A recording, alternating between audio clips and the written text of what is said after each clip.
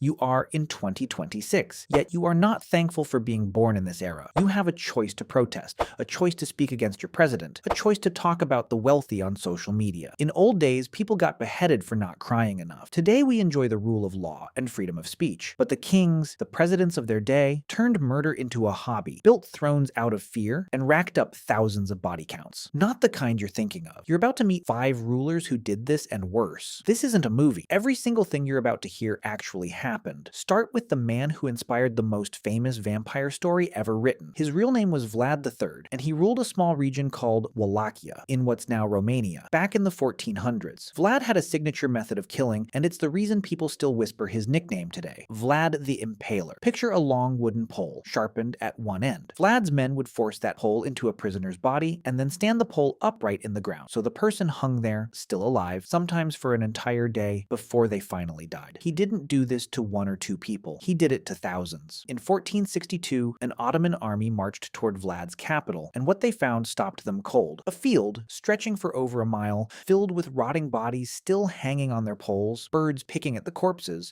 the smell so overwhelming that soldiers started vomiting. The Ottoman commander looked at that field and turned his entire army around rather than fight a man capable of that. Vlad once reportedly sat down to eat dinner in the middle of that field of impaled bodies, completely unbothered, while the men around him gagged. Now, travel north to Russia, over 100 years later, and meet a ruler whose own nickname tells you everything, Ivan the Terrible. Ivan started out as a promising young leader. Then his wife died, and something in him snapped. He became convinced everyone around him was plotting to kill him, and he built a personal death squad called the Oprichnina, thousands of men who dressed in black, rode black horses, and answered to no one but him. When Ivan decided an entire city, Novgorod, had betrayed him, he sent these men in and unleashed 5 weeks of horror. People were tied together in pairs, dragged to a frozen river, and thrown in to drown while soldiers watched from the banks. Others were roasted alive over open fires. Some were tied to sleds and dragged through the streets until they died. Historians estimate thousands were killed in a city that had done almost nothing wrong. Then came the moment that haunted Ivan for the rest of his life. During an argument, he struck his own son in the head with a heavy iron staff.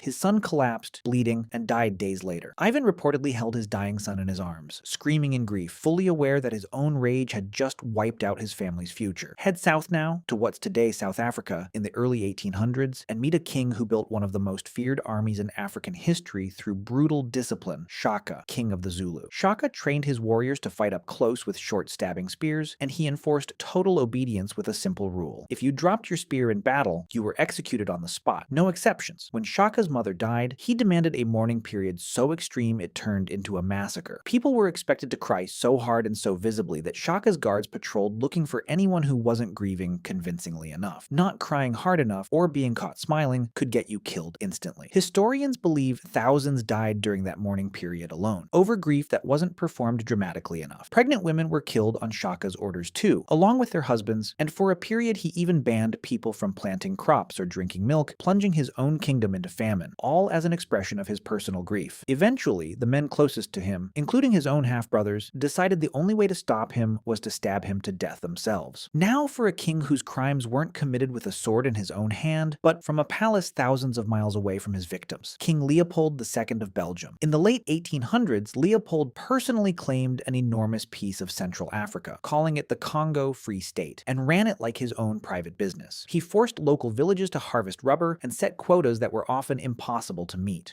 When a village fell short, Leopold's soldiers didn't just punish the workers, they took children hostage until parents brought in more rubber. And to prove to their superiors that they weren't wasting bullets on hunting animals instead of enforcing discipline, soldiers were ordered to cut off the hands of the people they killed, and sometimes the hands of people who were still alive, as physical proof. Baskets of severed hands were delivered as receipts. Villages that resisted were burned to the ground with people still inside their homes. Under Leopold's rule, the population of the Congo dropped by roughly 10 million people through murder, starvation, and disease, while Leopold himself never once set foot in Africa, collecting the profits from a comfortable palace back home. Finally, meet a ruler whose mind seemed to completely unravel under the weight of power. Ibrahim I, Sultan of the Ottoman Empire, remembered as Ibrahim the Mad. Ibrahim spent years as a young man locked in a small room, genuinely believing every single day might be the day his brother sent someone to kill him. By the time he finally took the throne, that fear had twisted into something violent and unpredictable. In one of the most disturbing moments of his reign, Ibrahim decided that someone in his harem of roughly 280 women had betrayed him. Rather than find out who, he ordered every single one of them tied into sacks and thrown into the sea to drown, all at once. He gave away his kingdom's fortune on impulse and executed advisors for the smallest disagreements. Eventually, even his own mother and the men who had helped put him on the throne decided he was too dangerous to leave alive and had him strangled with a bowstring. Here's what connects all 5 of these rulers. None of them started out as monsters in the public eye. Vlad was defending his homeland. Ivan began as a reformer. Shaka built a genuine empire. Leopold sold himself as a humanitarian, bringing progress to Africa. Ibrahim was simply a frightened man handed absolute power. What turned each of them brutal was the same thing. Nobody around them had the power or the courage to say no. Unlimited power combined with unlimited fear is one of the most dangerous combinations in human history, and these 5 men are proof of exactly how far it can go.